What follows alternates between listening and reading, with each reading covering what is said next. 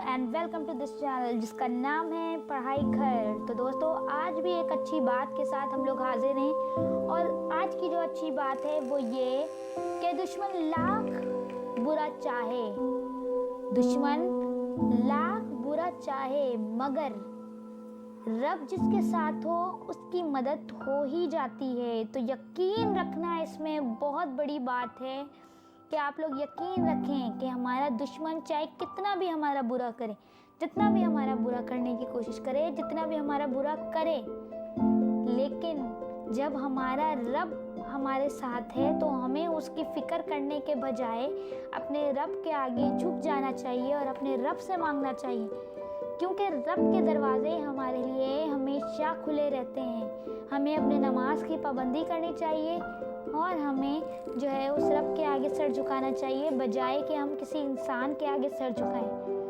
तो दोस्तों, अगर आपको ये बात अच्छी लगी है और आप ऐसी मज़ीद अच्छी बातों से रखना चाहते हैं राबता, तो यकीनन आप सबसे पहले इस चैनल को सब्सक्राइब कीजिए और इसकी जो बेल नोटिफिकेशन आइकन बटन है उसको क्लिक कीजिए और अपना बहुत ख्याल रखिएगा। खुदा हाफ़िज़।